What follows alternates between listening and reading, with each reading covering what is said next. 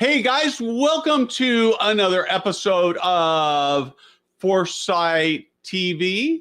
This is a very unique, fun episode. I'm really excited. My guest is Fara Gold Mcglouglin, who is one of my very best friends, an amazing leader in the senior living industry. But before we jump into our conversation, let's take a look at this.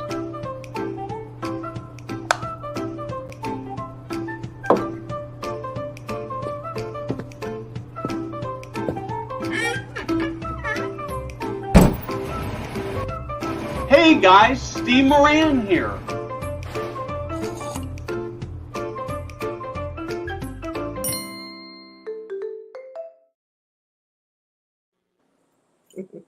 Well, hey Fara. Hey Steve, I think I saw you an hour ago.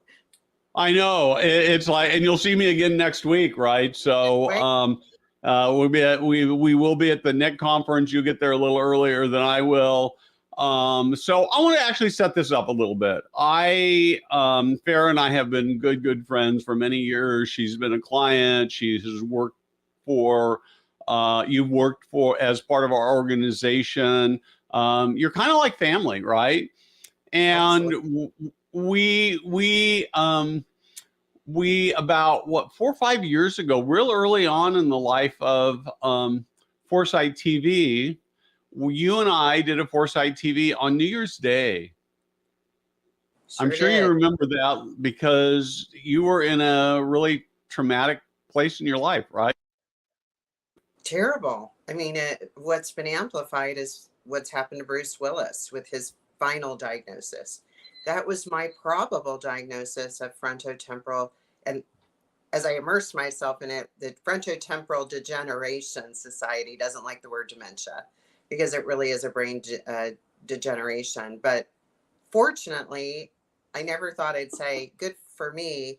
I actually got myself to UCSS, as we talked about in 2021, and I just have epilepsy. Who knew? You know, I take 2 little pills a day and my brain is better than ever. But we were very transparent, and you asked me, and I said yes, because here we are serving in this business of caring for people, but we never really talk about these types of very granular stories. You know, as operators, we may help families and we may help residents, but I thought that as you had invited, let's talk about what this feels like from the inside as an executive. And it does feel different when it's happening to you and your family. Yeah. And it's really, these things are so difficult. I woke up in the middle of the night to an email from one of my favorite authors, a guy by the name of Philip Yancey. He writes religious books. And he told the story of how maybe a year or 2 ago, he was out skiing down a hill and his brain told his legs to turn. And they didn't turn, and he crashed into a tree. And so as he started digging into it, it turns out that he's got Parkinson's. And he was just, you know, it's, and like I say, I'm going to take that article and write about it and link to it because it's a really powerful article. As he just talks about how he's gone from this guy who was, you know, he's a little older than I am, so a lot older than you. And he is, he's gone from this really highly capable, physically capable, older person into the world of being disabled, and how that feels, and all those kinds of things. Very, very powerful story. And that's really what you were facing. And honestly, it's what we all, you know, as we get older, you know, sometimes it's just sort of a more gradual slowing, but often we find there are things going on with our bodies that don't work as fast or as well as they used to. And I can't even imagine what it was like for you to do that. I mean, you've talked so much and you've been so gracious about opening, but once you figured out that that was not it, you sort of started re-engaging in the senior living space, right? Well, I was so honored, right, by the people like you, my friends and colleagues, that said, well, if you're back, would you like to contribute? Would you like to support us? And I really credit you, Steve, and as well as my dear friend and colleague, as you know, Scott Eckstein, that said, let's take this experience you had and create a curriculum for graduate students. So my resident journey and experience became a graduate school course. At the same time, as you know, I entered my foot into purpose and meaning and working with you. I was accepted into the master's program of aging at Arizona State University. And that journey, you've been with me as I shared kind of the insights I've learned. I would say about even 8 months ago, I looked at my husband and said, well, a resident that, as you know, I'm a resident in a incredible independent living community in North Scottsdale, Revel Legacy. We're going to give them a shameless shout out. But a resident asked me, what are you going to do with that degree? And I realized I hadn't actually asked myself that question. I was Yeah. just so excited to be accepted and back to doing something with my mind. But what I realized 8 months ago is, oh, I'm really getting a preview around aging that maybe I didn't want to know from a molecular level, a cellular level, a cognitive level. But now that I'm going to finish my degree and walk and have my master's in May, I've embraced it in a way that I so appreciate you partnering and listening, because I know it's a passion of yours. What is happening with our residents? And I do think that's the opportunity. And I'm excited about you asking me about that. Yeah, so I'm gonna, we, you were there, and of course Jada, who's running the show in the background, who I always forget to thank, and so I'm gonna do that right now because I'll probably forget at the end of the show where I should do that.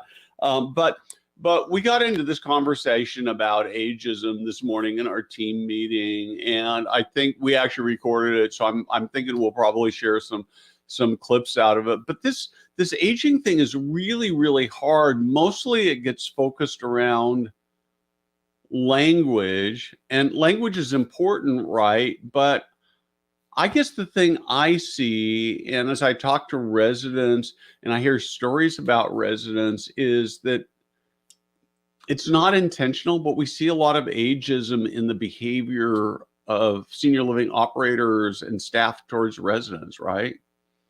I absolutely. Yeah, I get, I've always embraced your birthday. So I'm so excited. I'll be with you next Friday, March the 3rd, when I turn 62. So my hope is we'll have a breakfast cupcake. But I don't want the alternative. But now that I'm a resident, I have a different perspective than I ever did as an executive. And that perspective is, are we as residents really being heard and leveraged? Here you've all this great talent, right? Here you have all of these amazing CEOs or executives. I'm fortunate that my husband, who actually made a choice to live here, he's fully retired. He pays over $6,000 a month for this experience, and I'm so grateful for it. But he also is looking for purpose, and he's found his way. If management, and I love that management is really listening and asking here at Revel, but I know across the industry and even today in my own community, how can we leverage residents who want to give of their purpose and talent for free, even for free, when operators are paying so much? And it maybe is a hybridized dream, because that's one of your favorite words, and I've adopted it as well. It may feel like a co-op if we actually leverage our residents' talent, but we don't have to call it that. And it's an invitation. But just like when you invited me when I started feeling better, an invitation, would you try?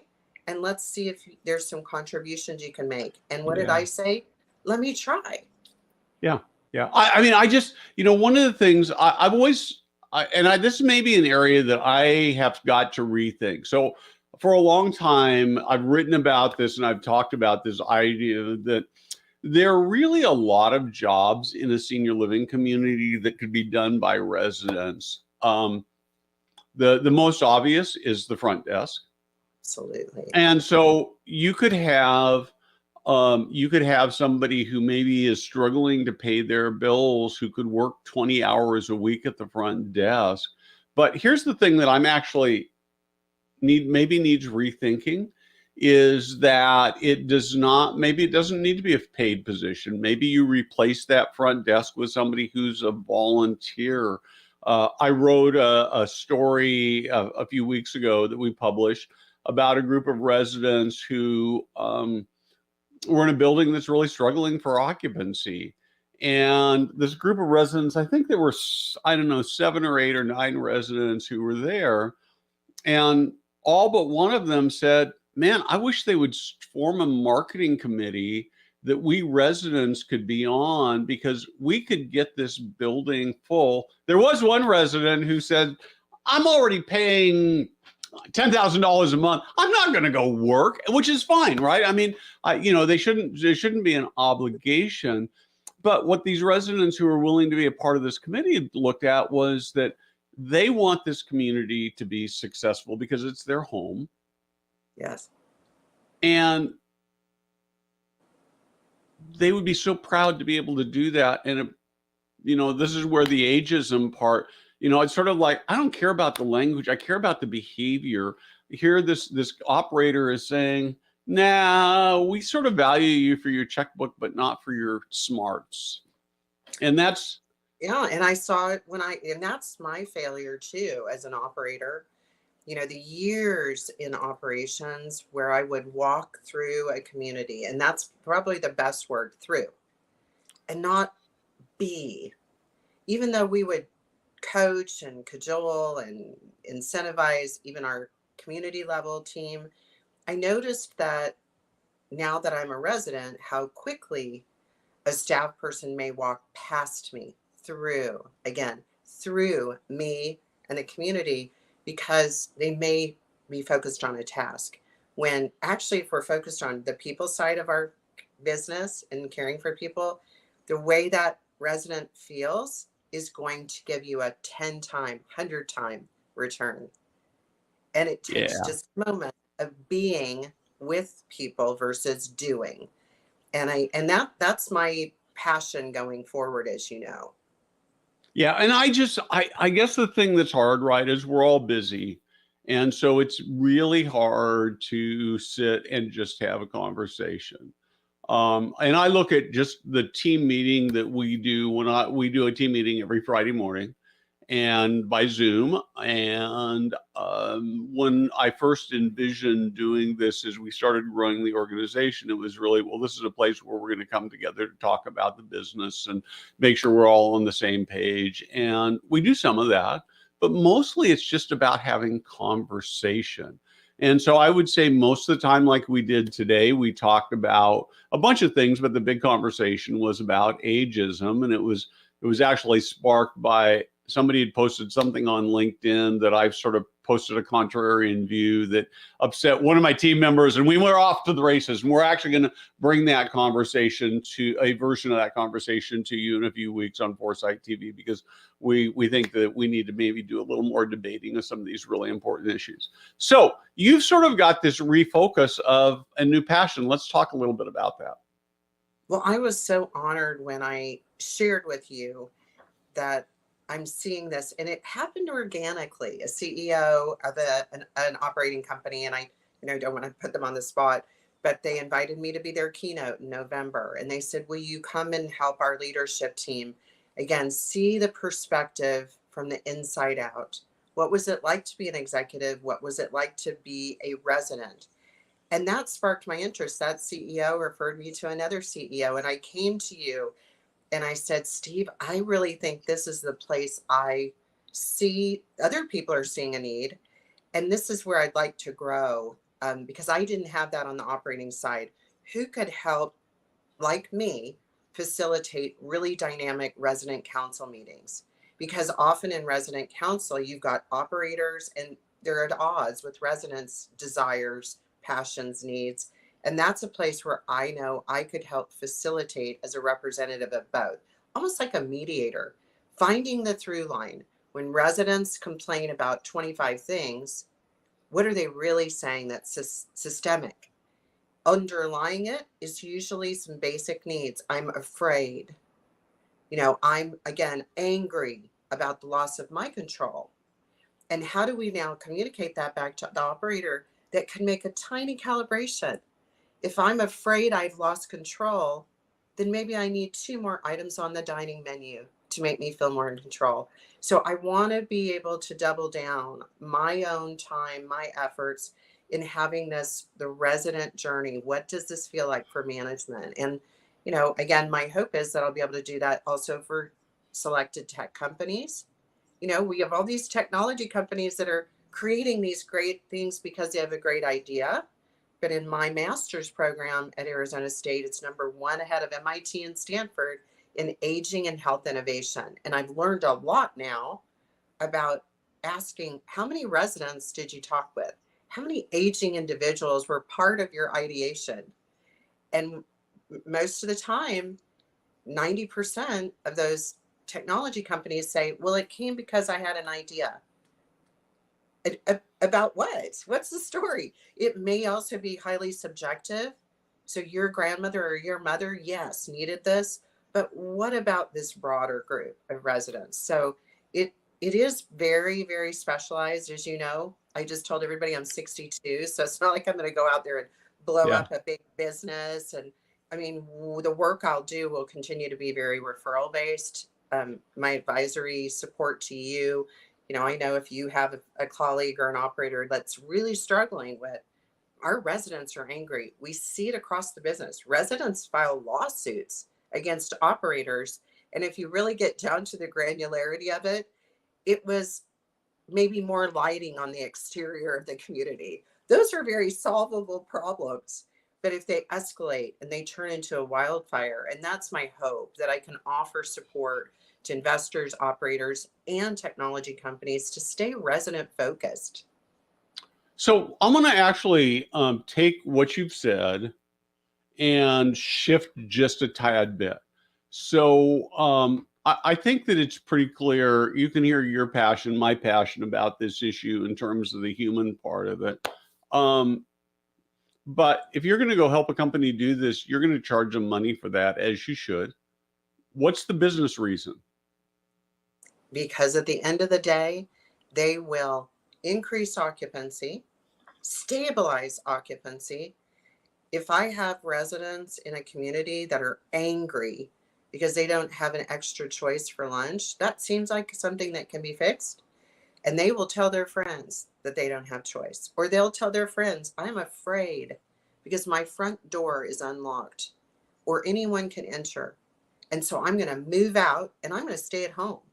So when I look at this resident-centered focus, and we even talked about this morning, I hope that possibly Paul and Terry might hear, but I was brought to senior living and trained in Paul and Terry's living room over 20 years ago. And Paul was explicit. If the residents at the center of every decision, then we will be doing the right thing. And I do hear that speak, but I don't see it, like you said, in behaviors.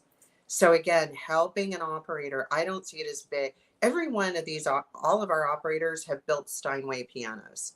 So as I've often used the metaphor around my leadership and where people are able to go, wow, thank you for helping. I say it's never a big move. This is about fine tuning your Steinway, not blowing it up. But we have to hit those right notes, and it does take a piano tuner often. Yeah, I have had times sort of the same. It's really the same principle, but a different constituency within senior living. I have found that when I get to go and talk to middle management, frontline staff in senior living, and I can say, well, what would make your job better? What would make your community better? They have really, really good suggestions that are not particularly either disruptive, not blowing up the Steinway, Right. or expensive, right? And Right. I look at these things and I think, man, if you did these things as an operator and every resident is wandering out there in the world saying, I'm so glad I moved into my community. It has transformed my life, these last chapters of my life. And on the same token, if every team member said, I'm not making the most of money here, but every day I go to work, I love what I do and I love my residents. And that's really what you're talking about helping people do, right? And feel heard. I mean, I go back, I credit the team, the founders of Greystone Communities, when I went and I wanted to learn the CCRC life plan world, but I loved as a regional, they said, now you're going to help create strategy. And I had used that word a lot. Everybody uses strategy, strategic marketing, and plans. But what I recognized too was you can give people that idea, which is we need to tune the piano. But now we have to do the tactical, and we have to collaborate on the tactical. So as the piano tuner, I'm going to come in once a quarter, and I'm going to do X, Y, and Z. And then we're going to communicate, right? Back to the staff, back to the residents. And that's the gap I keep hearing, that when our operators walk past us as residents through the community and then only put a blurb in a newsletter, it's not enough. And so how do we then hold a hand, like I love to do with an operator, to say, here's a best practice. You and I do this with folks on building a LinkedIn. Here's a That's best right. practice. If you go in once a week and spend 30 minutes having a cup of coffee, and you tell the residents, I'm going to have a cup of coffee here, it's an invitation for them to come. If the staff know, and you're so dedicated to that 30 minutes, it becomes sacred. And no one is ever blown off unless you had COVID like I did. You and I both had it 6 weeks Yep. ago. I wouldn't have been at that coffee meeting, but it becomes sacred. That's the tactical of the big strategy. And that's the part that I do see is kind of lost in the fear of operating today. Everyone is reacting and they're not necessarily stepping back to have that strategic plan, and now putting the tactics in place. And again, it's minor calibrations to your beautiful Steinway, but you'll play beautiful music then. And I think one of the things that Farah that makes this so hard for people to do is that it's really fuzzy. So as you know, I'm working on a really big project that where I think I'm actually going to talk about it sort of publicly and openly next week. Okay. But I'm not quite ready to do that. But in prep, and it's not like this deep dark secret because I've talked to lots of people about it on one-on-one basis. And so this week in particular, I've had conversations with probably 8 or 9 CEO president types about this project. I'm trying to figure out how to, it's information gathering. And each person I talk to about this subject, this topic that I'm working on, I know this is really cryptic, is has a different view, right? And they're telling me all this stuff. And so now I've got all these notes. But what's really cool about it is that I'm seeing some patterns begin to emerge about the things that are most important, the things that we can do to really make a difference for operators, which means that we're making the lives of people who work and live in senior living better. And it's really, really exciting. And so I think that the other thing that sort of goes along with this is, and I'm guilty of this sometimes, I'm going to see both Farah and Jada in the background nodding their head. I probably talk too much and listen not enough. But the more we listen, we learn. Absolutely. And look at you asking the difficult question. You know, I do see that that's kind of been lost. And I want to say that now we're post COVID. I know we're still have repercussions. That bought some time around. We have to focus reacting on that. But now, what do we do to move forward when we know still 9 out of 10 aging individuals choose home versus community? And my great story, as I repeated this morning to our team, is my introverted engineering husband who spent every day in our beautiful golf community yard 8 to 10 hours a day until my medical emergency, when he said, we cannot go back. There's no going back. Let's move forward. We moved into this independent, dynamic community. He is out in the community 8 hours a day doing 8 different things to renew his brain health, his physical health. Residents have said, when we first met Donald, he didn't make eye contact. Now he's the life of the party. I have seen the power, and it's highly subjective, but I would imagine we could repeat this thousands and thousands of people across our incredible community sector, community senior living. Because if Donald had lived at home alone, again, us in our little gorgeous house on in a golf community, only working the yard, he didn't have a life that was thriving. I wasn't going to thrive. And so you and I are so passionate about community senior living. We know community improves people's lives, but we have to have a place where people, again, are feeling heard, seen, not diminished, not patronized, not dismissed, not walked through. This is so important. I believe, and I know you believe, that right now today, there are enough older people with the financial resources to fill every vacant unit out there. And so Yes. what you're really talking about doing is going into these communities and helping them figure out how to massage this, what they're doing and the stories that come out of this to get them full with a waiting list, right? Absolutely. I mean, I served an investor in the Gulf region 5 years ago, and they were developing a building, but they were struggling in a community. And I asked them point blank, do you believe in the 5 mile to 10 mile radius of this community if the governor declared a shelter in place order for a hurricane and people wouldn't have food and they wouldn't have water if they lived at home? Would we be able to fill the community? And they said yes. I said, guess what? Those are the same people that can live here today. Now let's go get them. Let's go get them. Let's tell the story of how your nutrition and how your dining and how your security. You don't have to wait for a hurricane. You don't have to wait for a fall. You don't have to wait, like your friend that, God bless him, had a skiing accident. Let's live our best life today. But it's a calibration of all that marketing. And it is a, overall strategy.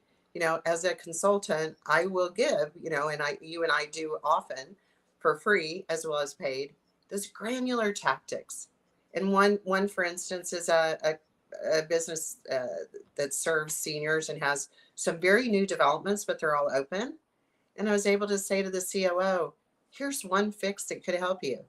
You still have all your drawings on the website. And it was like a V8 moment. The person went, oh my gosh, you're right. I said, and that came through a CEO of a marketing company that said, Farah, they need to put live pictures up. And again, and I was like, thank you. We are all vulnerable in this together. We're all rowing our boat together. So it's not like I came up with that idea. It was a colleague as I discussed the challenge. I love this, Farah. I had a guy who I connected with on LinkedIn earlier this week, and as soon as I connected with him, he started trying to sell me through me and stuff through messaging, and it was stupid. He didn't look at my profile enough to know that I wasn't an operator. He called every senior living community a facility, and he was putting himself out there as an expert. And I kind of blasted him back, but he was very receptive to it.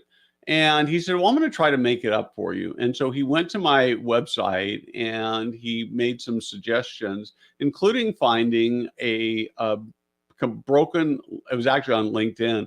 It was a broken link. And we just admissed it. It wasn't anybody's fault. It was a minor piece, probably doesn't change things, but it just made us, and I could have gotten mad about it, but I was really just delighted about it. And I think that perhaps that's the biggest challenge. And and you're so nice. And I think that really helps to be able to, for you to be able to have that relationship with both the C-suite and the residents and the team members. So, well, again, like going back to, all I know is where I sit, right, in terms of being a resident. And I've yet to hear, I mean, I want more executives. Where are the other executives that own, operate, or manage living in a community? And it's not that it's a challenge. And I would ask a C-suite operator, I would ask folks. So that's where, bringing a unique voice. I was in that seat. I know what that feels like to operate, but now I know what it feels like to live here. And I want to stay. I want to live here. Senior living is till the end of my days. I will live in a Yeah. community. Yeah. Well, I think back to James Ree, who was a keynote speaker at Argentum a couple of years ago, and I've continued to maintain that relationship. And if you remember the story, he was charged with dismantling a women's clothing store that had gone through too many private equity companies, and they basically just run it into the ground. And they were serving mostly low income minority neighborhoods, and he somehow got this idea that it should be saved. And his way of saving it was to go out to the retail stores that were about 40 or 45 and say, what do you need to be successful? How can I help you? So it was love and math is his big thing.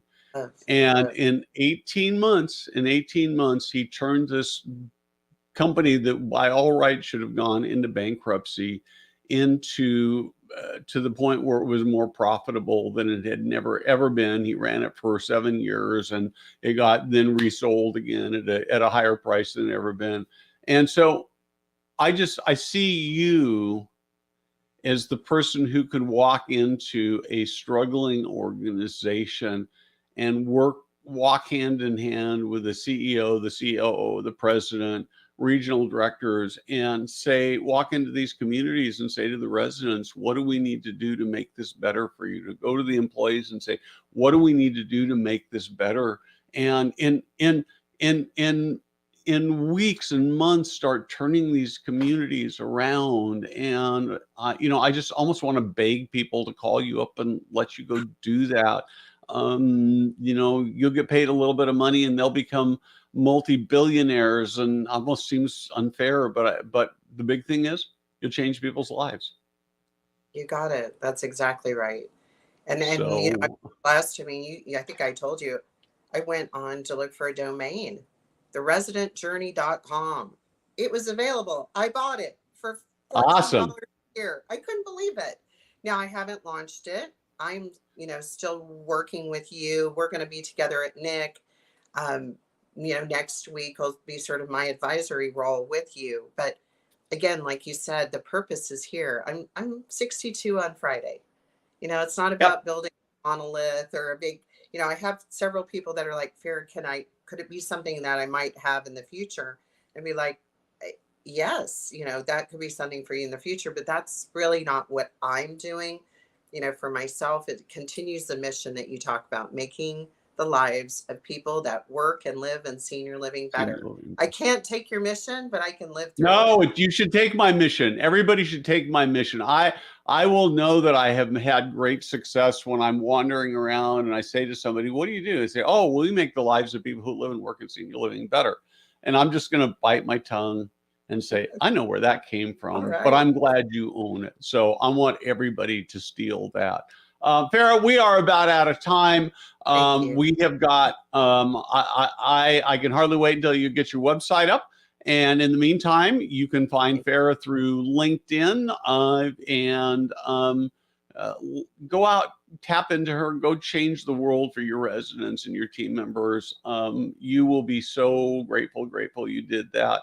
And with that, we are going to sign off. I hope everybody has a great weekend. We'll be back next Friday with another great guest. Thank you, Steve.